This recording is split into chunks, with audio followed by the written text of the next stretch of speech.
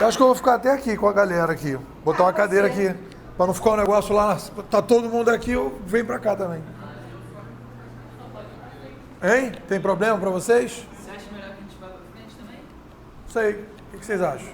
Aqui na frente, só um minuto. Aqui na frente tá um pouco mais quente que os ar-condicionados. Então a gente fica aqui, fica aqui. Então, eu acho melhor até aqui mesmo. O ar-condicionado daqui. Vocês vêm mais pra cá então, vem mais pra cá, fica mais juntinho, pra não parecer que tá vazio.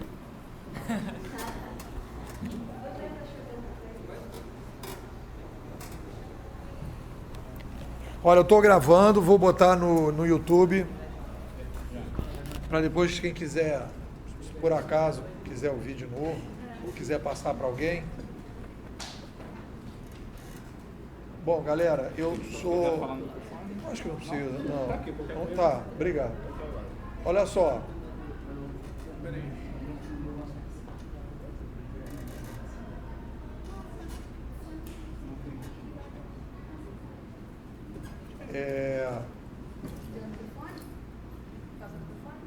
Não, o microfone não precisa.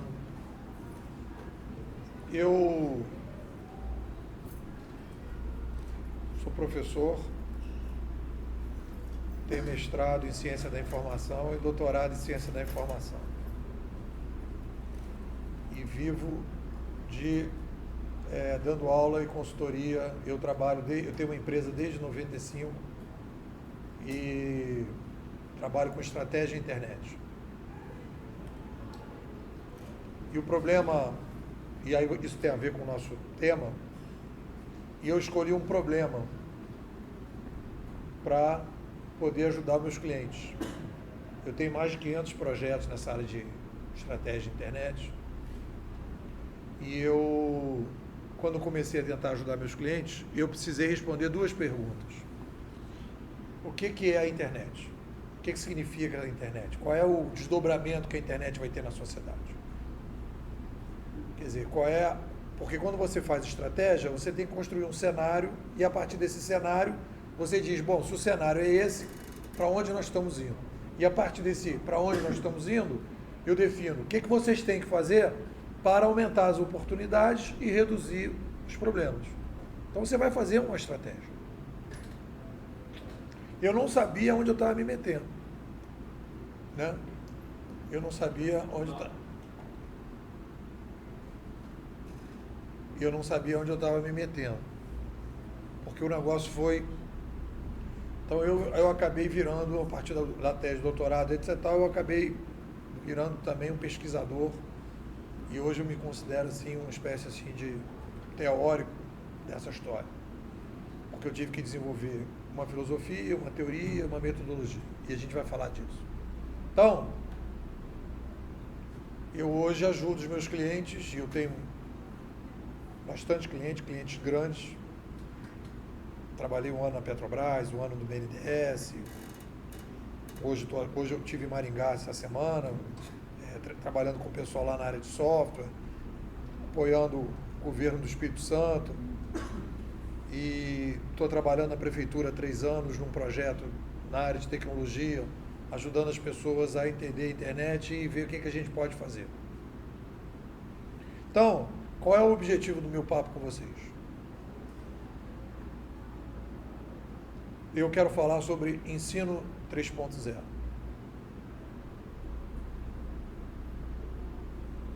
Mas para a gente poder entender o ensino 3.0, para a gente poder fazer uma crítica à universidade atual, para fazer uma crítica à escola atual, a gente tem que entender um pouco. Tem algumas mudanças. Eu tive que, assim, é como se a gente tivesse... Quando a gente entra para um problema novo, tem 4 coisas que fazem que a gente reveja a maneira que a gente pensa e reveja a ciência. Tem 4 coisas, na minha opinião. Primeira coisa que faz a gente rever, assim, a realidade, digamos, preciso mudar a maneira de pensar sobre determinada coisa, é quando você tem uma nova tecnologia. Aparece o microscópio, aparece o telescópio, aparece a ressonância magnética, então eu consigo ver menor, eu consigo ver mais longe, eu consigo medir melhor. Tem um documentário que eu vi no Discovery que os caras estavam fazendo ressonância magnética em serial killers. Então eles começaram a ver que o cérebro do serial killer tinha algumas características diferentes do cérebro das outras pessoas. Então a partir daí você começa a pensar de forma diferente em relação ao serial killer. Então você tem uma tecnologia que você vê coisas que você não conseguia ver. Aí você vai fazer uma revisão do que você pensava antes. Então isso é uma característica, a questão da tecnologia. A outra coisa que faz a gente mudar a maneira que a gente pensa o mundo é a questão de um fenômeno novo. Acontece uma tsunami, daqui a pouco cai um meteoro, acontece uma revolução como essa da internet, e a gente se pergunta, o que é isso? Como é que pode acontecer essas coisas todas que estão acontecendo a partir da internet? Como é que pode aparecer uma coisa chamada Uber, por exemplo? Então, outra coisa. A outra coisa é o acervo. Você vai começando a acumular conhecimento, e de repente, algumas coisas que aquele acervo permite que algumas pessoas cheguem a conclusões que o outro não ia conseguir chegar, porque não tinha informação suficiente. E a última coisa que muda a história da ciência são os malucos. Daqui a pouco vê um maluco, tipo Einstein, e fala assim, gente, não é nada disso, é para cá que a parada tem que ir. Então essas 4 coisas mudam a maneira que a gente pensa o mundo. Então tem uma coisa que está acontecendo na história hoje, que é um fenômeno, que é a chegada de uma tecnologia em que muitas coisas estavam acontecendo de uma determinada maneira e estão acontecendo de uma forma completamente diferente. Né? Então a gente aparece, a indústria da música está trabalhando de um determinado jeito e muda completamente. A indústria das telecomunicações está trabalhando de um determinado jeito e muda completamente. A gente, de repente, em 2013, faz uma série de manifestações sem nenhum partido. As pessoas vão para a rua com seus cartazes e não aceitam que as bandeiras apareçam, não aceitam que os sindicatos apareçam, não aceitam que bandeiras apareçam, não tem carro de som, não tem palanque. O que é isso?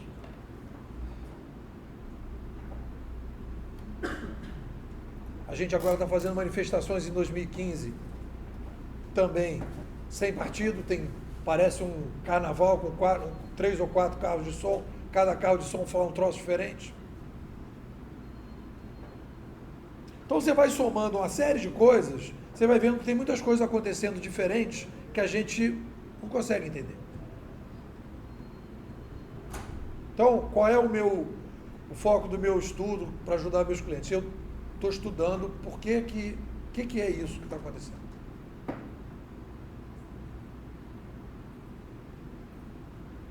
E aí eu vou começar a falar determinadas coisas que são muito diferentes do que a gente pensa sobre a sociedade.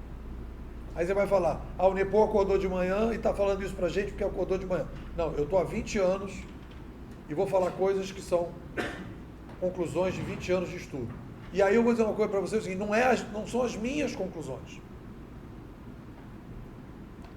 Porque eu comecei a ver também que tinha uma forma que, se eu continuasse da maneira que a gente tradicionalmente desenvolve conhecimento, eu não ia conseguir entender o fenômeno da internet. Então eu resolvi criar um outro modelo para poder entender esse troço. Então qual foi o modelo que eu criei? Eu criei um modelo que eu chamo de certezas provisórias. Foi uma primeira mudança. Então eu apresento as minhas certezas provisórias para os meus alunos, para os meus clientes, eu apresento as ideias para os meus clientes e digo, olha, são essas as minhas conclusões, minhas ideias, o que vocês pensam? E as pessoas vão, que eu chamo de corredor polonês, todo mundo sai dando tiro, facada, granada, não é nada disso e tal, e vamos discutindo e vamos caminhando, etc. Tal. Então eu venho trabalhando nisso, nesse caso especificamente, há 10 anos. Lancei 2 livros, um livro em 2006, com o professor da COP, Marcos Cavalcante, chamava Conhecimento em Rede, e lancei um livro agora em 2013 que se chama Gestão 3.0, a crise das organizações tradicionais. Então, eu tenho uma metodologia para vocês testarem, que eu chamo de questionamento de guru para dummies. Se alguém chegar para você assim, o futuro vai ser isso, etc, etc, tem uma teoria muito boa para você poder saber se o cara está chutando ou se o cara tem uma teoria para você poder defender o conceito.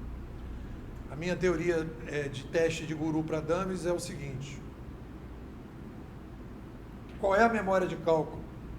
Como é que a pessoa diz que essas mudanças vão acontecer? Qual é a causa dessas mudanças? Então, a primeira pergunta fundamental que vocês podem me fazer é o seguinte: se eu estou dizendo que a gente vai mudar para tal lugar, você tem que apresentar por que isso vai mudar. Por que o ser humano vai nessa direção? Eu não vou defender para vocês, e a minha ideia sobre o futuro e sobre a escola 3.0, por que a escola vai mudar, tem que ter uma causa. Por que o mundo está mudando dessa forma e por que eu acho que o mundo vai mudar radicalmente? Então, eu comecei a estudar isso, peguei um pessoal, que é o pessoal da Escola Canadense de Comunicação, que é o pessoal que tem o McLuhan, é um dos caras referências nessa área, e o Pierre Levy é o cara hoje, que é mais ou menos o representante da Escola Canadense de Comunicação, e comecei a desenvolver a partir dali, comecei dali.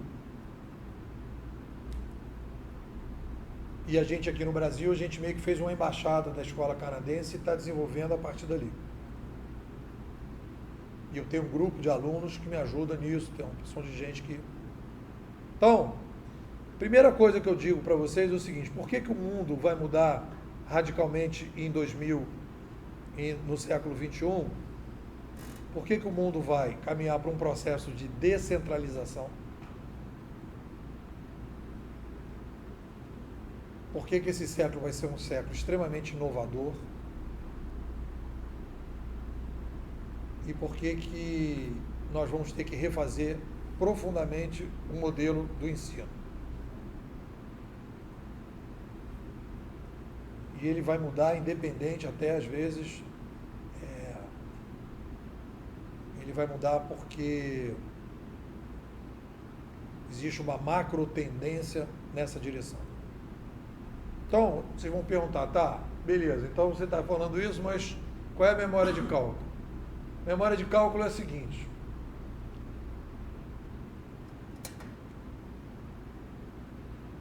a partir de 1450, 1500, nós nos tornamos uma espécie planetária. Isso é um fato. As navegações fizeram com que a gente pudesse começar a pensar uma espécie planetária. Porque antes de 1500, existiam assim, civilizações que tinham crises civilizacionais. Cresciam em demografia, entravam em colapso, desapareciam e ninguém sabia. Então eram assim, a gente vivia meio que separados. Com a chegada das navegações, nós viramos uma espécie planetária.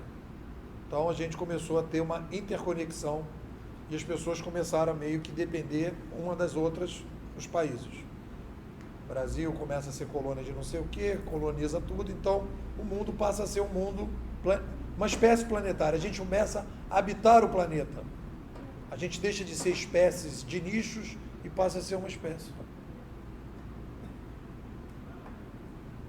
Então a gente tem muitas coisas para falar a partir de 1450, mas a coisa mais importante disso é o seguinte: nós temos, em 1800, e eu vou falar depois por que isso, quem sabe por acaso quantos habitantes nós tínhamos no planeta em 1800? Alguém tem uma noção? 1800? Hã? Não, menos. Menos de 1 bilhão? 1 bilhão. Estou entre vocês, 1 bilhão. Então, em 1800, nós tínhamos 1 bilhão de pessoas no mundo. Quantas pessoas nós temos hoje? 7. Então, primeira coisa que eu quero trabalhar com a memória de cálculo com vocês é o seguinte: nunca na história desta humanidade, como dizia o Lula, né, nós crescemos de 1 para 7 em termos de planeta. Em 200 anos.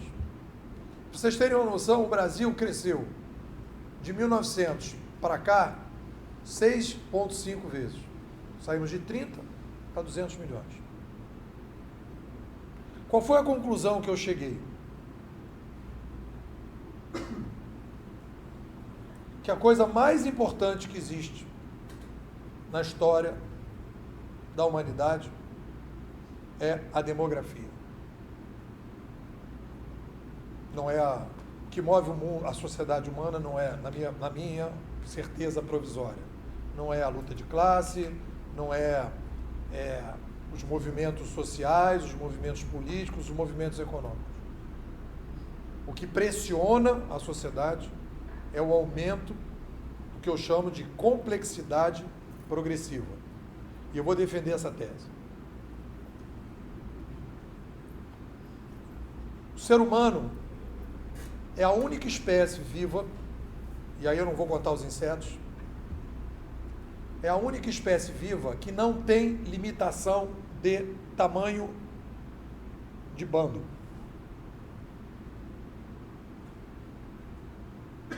Você não vê, por exemplo, uma manada de leões. Você não vê uma manada igual zebra de elefantes. As zebras têm uma limitação de tamanho. Os lobos têm uma limitação de tamanho.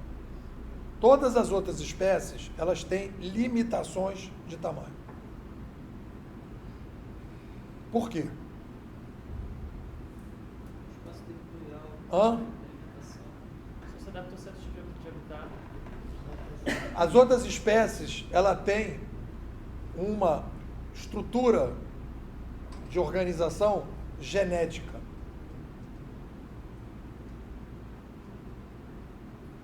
Então, a genética dela define a forma com que elas se organizam. E ela não pode sair de um determinado tamanho, porque o modelo de organização, de governança daquela espécie é determinado pela genética. Não há capacidade do leão chegar e falar assim, não estou satisfeito com a minha genética. Vou dar uma mudada na genética. Não dá para mudar a genética dele. Ele vai na genética. Então, isso é uma coisa fundamental para entender o ser humano, é o seguinte, o ser humano, ele não é uma espécie escrava da genética. Claro. Que você está contando a questão da genética, que o ser humano não é escravo dela. Ele não seria então escravo não da genética, sim da técnica, porque a grande diferença entre a explosão demográfica que teve o ser humano para as outras espécies era o sedentarismo, que foi uma coisa bem posterior à nossa evolução, foi bem no final. Eu não vou saber precisar agora a data. O sedentarismo.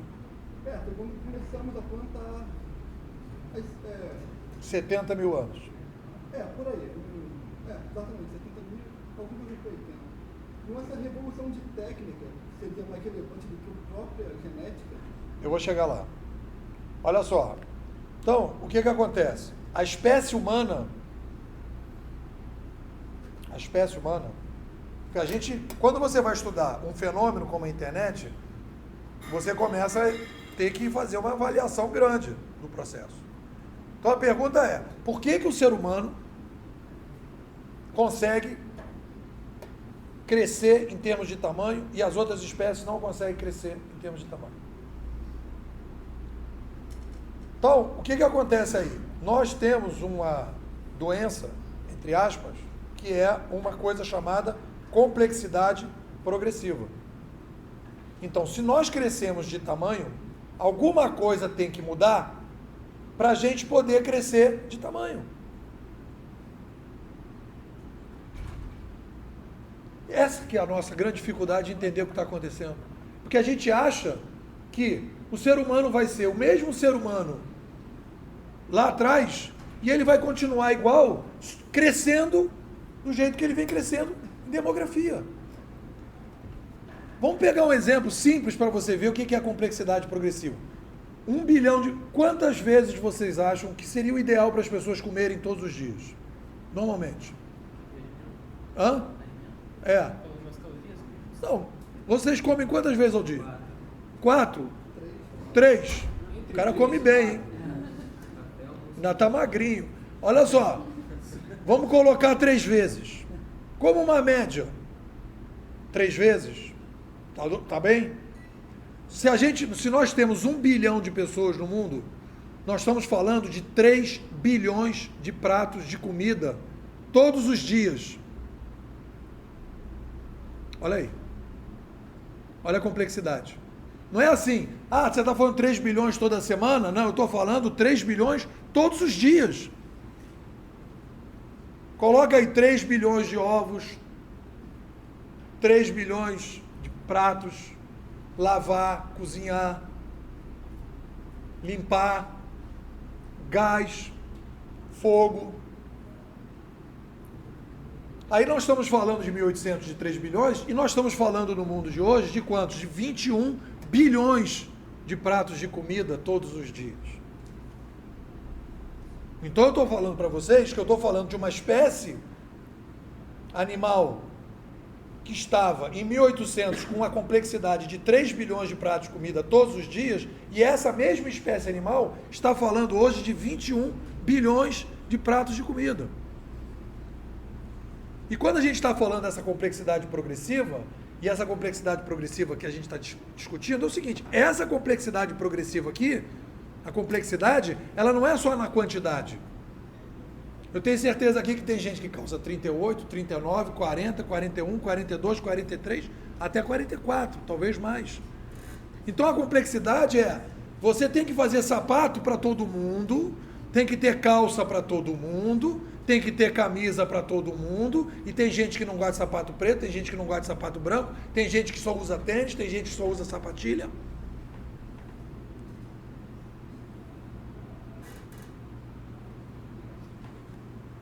Essa complexidade,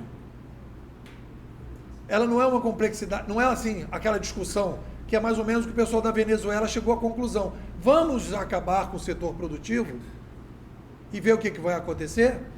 Falta comida. Você tira a rede que está funcionando, falta comida. Essa complexidade não é uma coisa simples. A crise do Brasil é simples. É complexo demais. Você mexe num palito aqui, o fogo vai acontecer ali. Porque é uma rede muito complexa para você poder administrar. Já era complexa em 1800, está 7 vezes mais complexa hoje, e multiplicado mais ainda porque a complexidade é, cada ser humano que vem tem a sua complexidade pessoal. Não é que nem cachorro é tão igual. Então o que eu quero dizer para vocês é o seguinte, a nossa espécie, ela não é uma espécie fixa, porque se ela ficar fixa, as crises que nós temos não vão ser resolvidas.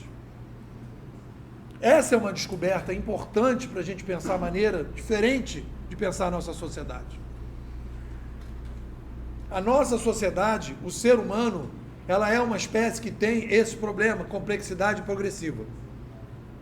E aí vocês vão me perguntar, como é que a nossa espécie resolve o problema da complexidade progressiva? Como é que ela resolveu esse problema no passado e como é que ela resolve o problema, está resolvendo o problema no presente? Ela vai descentralizar. Mas o que acontece?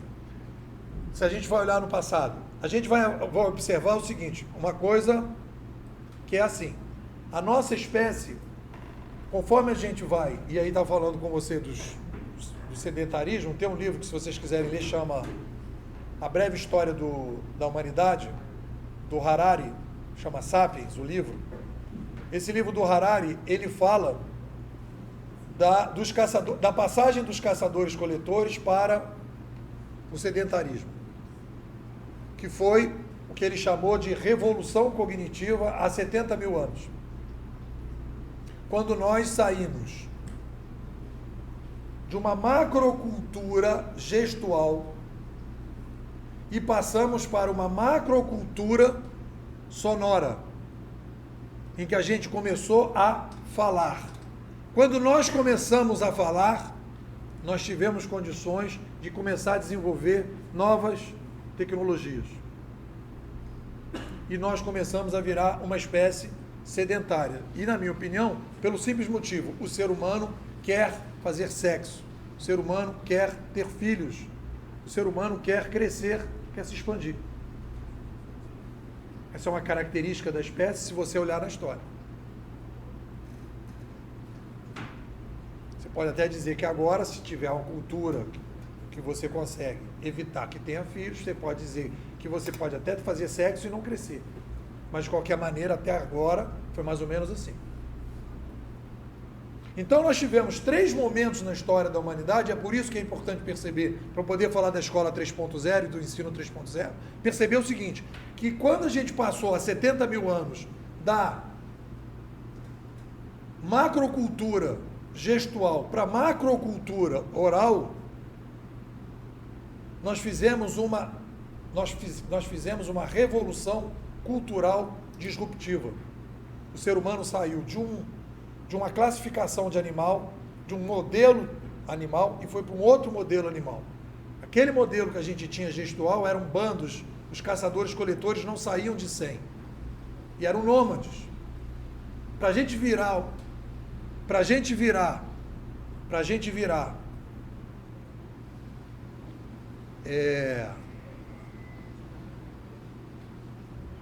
sedentários, nós passamos de uma macrocultura oral para uma macrocultura sonora. Então a gente começou a fazer sons e depois a gente fez uma outra revolução, que eu vou chamar de revolução não disruptiva, mas uma revolução radical, quando a gente então começa a escrever e começa a transformar palavras escritas, faladas em palavras escritas. E a gente faz essa revolução em 2 etapas. Uma revolução que tem a escrita 1.0, que é a manuscrita, que vai de 5.000 anos atrás para 4.500 anos atrás, e há 500 anos atrás a gente cria a massificação da escrita, com a chegada da prensa. E a gente então tem um bloco de 70 mil anos. O que eu quero dizer para vocês é o seguinte, daqui para frente, nós somos contemporâneos de uma macro-revolução disruptiva, uma macro-revolução cultural disruptiva. Nós estamos introduzindo na sociedade, a partir da chegada da internet, novos códigos tecnoculturais, que são os rastros. Os rastros permitem que pessoas passem a conversar com pessoas num modelo parecido com o das formigas. O que é isso? Eu pego o Waze, eu estou dentro do Waze com o meu GPS, estou informando todo mundo, não estou falando com ninguém. O cara do aplicativo de táxi, ele está rodando na cidade, não está falando com ninguém, todo mundo sabe onde ele está e o cliente fecha negócio com esse cliente.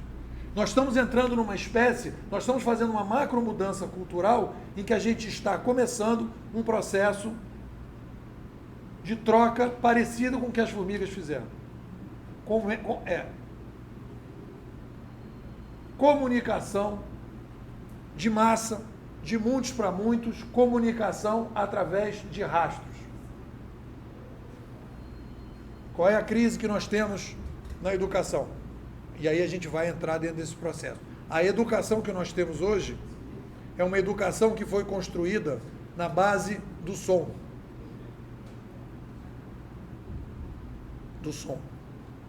É toda ela oral ou escrita. Você aprende na oralidade e na escrita. Esse mundo sonoro foi um mundo que precisou ser organizado. Não é que foi bom ou ruim, não. Não estou jogando pedra. Não é uma questão moral essa que eu estou falando. A escola hoje é ruim, a universidade é ruim. Não tem essa discussão de ruim, bom, bem ou mal. Não é questão. Nós não tínhamos tecnocódigo para mudar essa escola.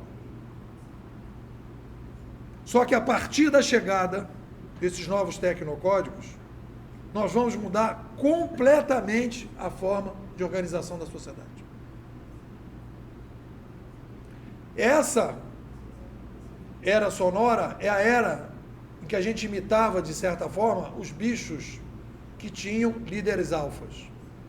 Todas as nossas organizações têm um chefe, um gerente, tem um presidente, tem um diretor, tem um professor, tem um cartório, tem um parlamentar, tem um primeiro-ministro, tem um presidente.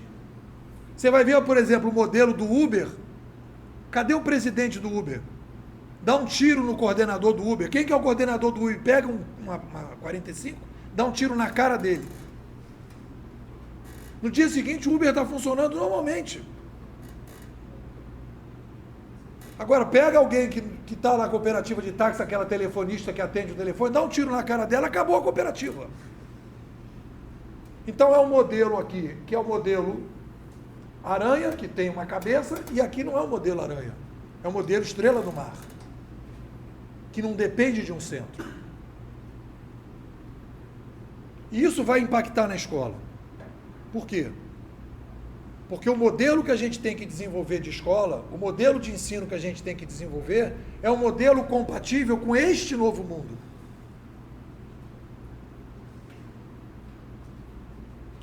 E aí, só para a gente fechar, porque o tempo o pessoal marcou, dizer algumas coisas é o seguinte.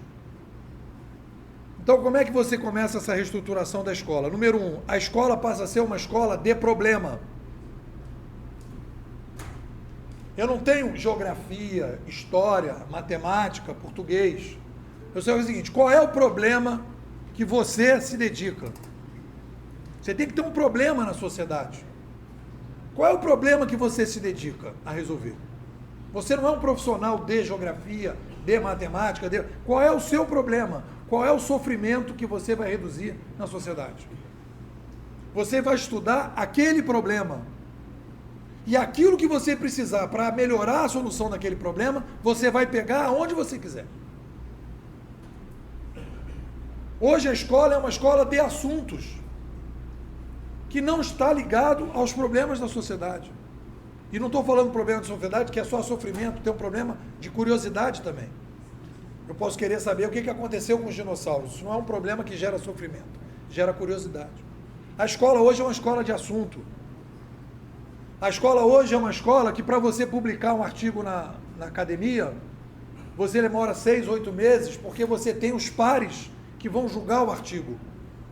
E o cara que está com problema lá embaixo, que você está fazendo um artigo, esse cara nem sabe que você escreveu o artigo. E esse cara não avalia o seu artigo. Então eu imagino grandes plataformas em que a pessoa publica direto. Tem um autor nos Estados Unidos, chama Clay Shirk, é um professor da escola de Nova York, que ele diz o seguinte, que antigamente, e eu acho que isso na época da espécie sonora, nós filtrávamos para publicar. Hoje nós vamos publicar para filtrar, a partir das discussões e dos rastros.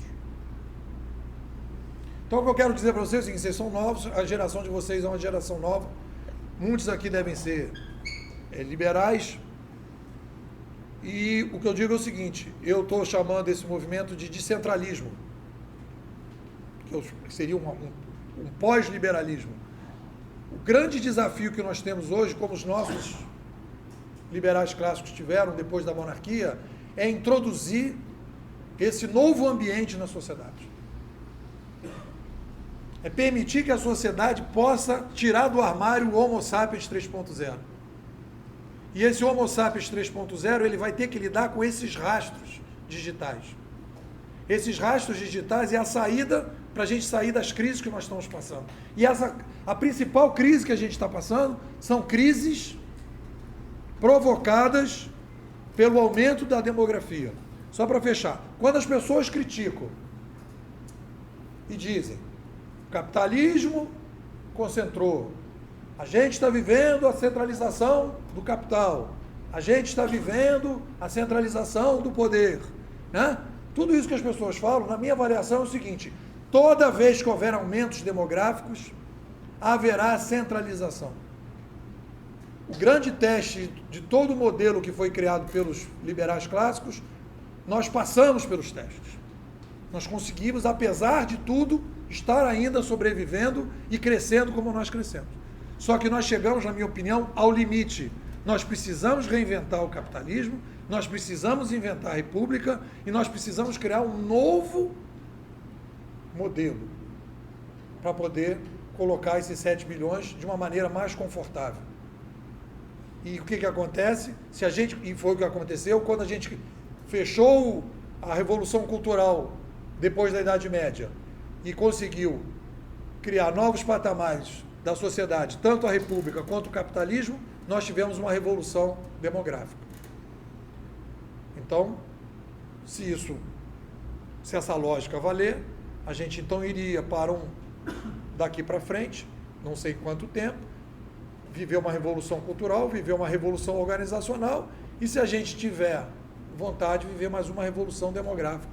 E aí começar a pensar num mundo muito maior, se a gente achar. Então o desafio não é pequeno. Bom, é isso que eu queria falar. Obrigado.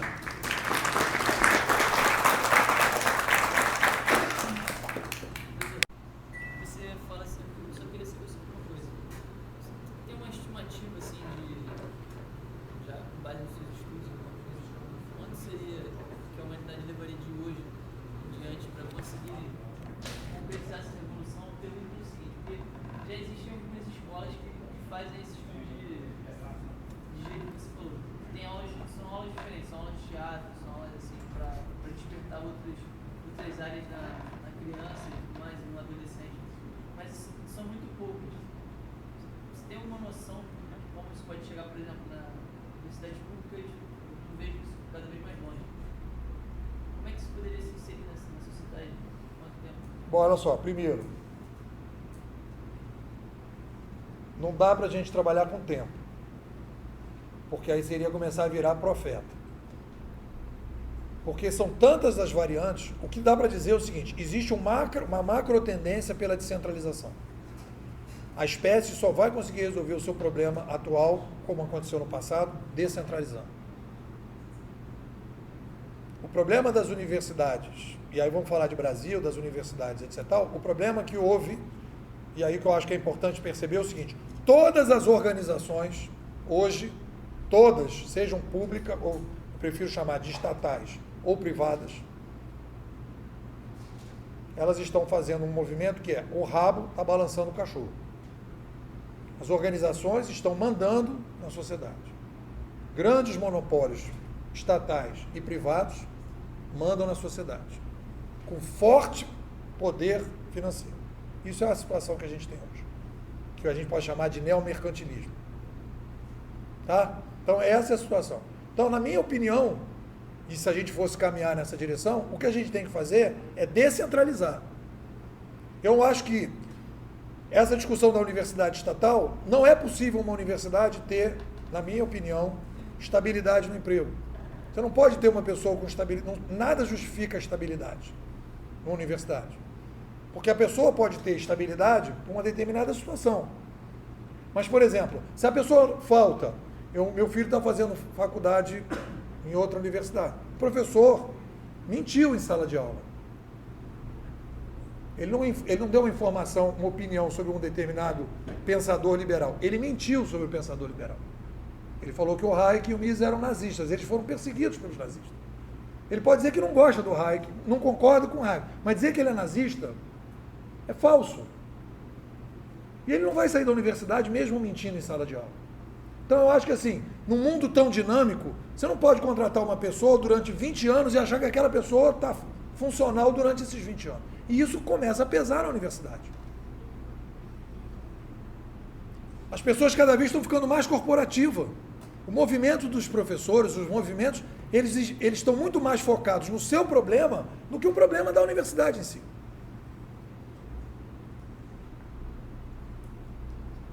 Então a gente tem que ver uma forma de descentralizar as universidades, de aumentar a participação da sociedade na universidade,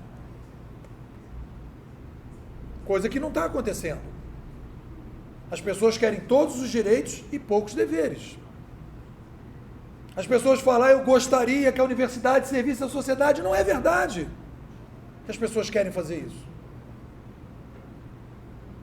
Então, eu acho que o movimento vai apontar para essa direção, porque a gente está vivendo uma crise.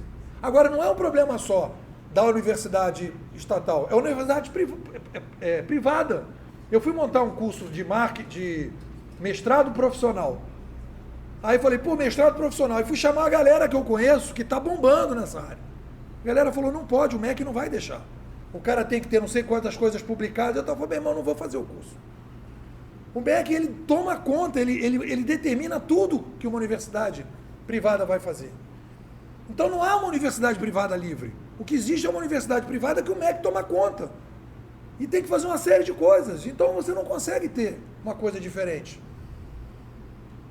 Então precisa o quê? Descentralizar, desregular, precisa deixar que as coisas aconteçam. E isso tem a ver com descentralismo. E isso vai acontecer. Porque não tem condição de manter essa estrutura que está, não está funcionando. Uma coisa que eu tenho visto recentemente são duas universidades, se não me engano, a Minerva é uma e uma outra na França. Elas se comparam como universidade, mas elas fizeram o seguinte: o meu diploma do governo não vale nada. Mas são duas universidades que são, em questões de concorrência, o nível é absurdo. E elas realmente vão nessa linha. Elas explicam na cara, tipo, o meu diploma não vale nada no governo, no caso. Mas ainda assim, o nível de ensino que elas têm, a proposta que elas têm, evolucionaram muito. Uma delas é a Minerva, que é uma universidade uma universidade itinerante. Ela não existe sala de aula, mas não existe a universidade. Cada período é em um país diferente, com uma língua diferente e resolvendo problemas diferentes. A outra parada realmente na França, mas ela é voltada a esses anos. Você imagina o seguinte: existe hoje um setor inovador crescente. Se esse setor inovador crescente precisa de um novo tipo de profissional, e a gente, por exemplo, criar uma espécie assim de CLUT, não sei se vocês conhecem o CLUT, uma referência, um karma digital, o cara vai contratar, a partir desse karma digital, o diploma da universidade vai valer menos do que o CLUT da pessoa, a reputação. Hoje já está funcionando um pouco assim. A pessoa vale mais pelo que ele participa de rede social, para muitas organizações, para muitas contratações. Você pegar o Google, pegar o Facebook, pegar esse pessoal todo, a avaliação que os caras fazem é qual é a participação. Contar uma história para vocês: um professor da USP foi convidado, ele quis ir para um seminário lá nos Estados Unidos. E aí mandou lá, aí quando ele mandou para a garotada um seminário sobre internet, não sei o quê, a galera falou: não vem não. Aí ele falou: não, mas eu tenho pós-doc, tenho o quê? Não vem não. O CLUT, que é o medidor de rede social teu, está muito baixo. Só o CLUT aqui, só um X. Porque o cara não tinha blog, o cara não colocava nada no YouTube, ele fazia a pesquisa dele tradicional, a galera falou: não vai.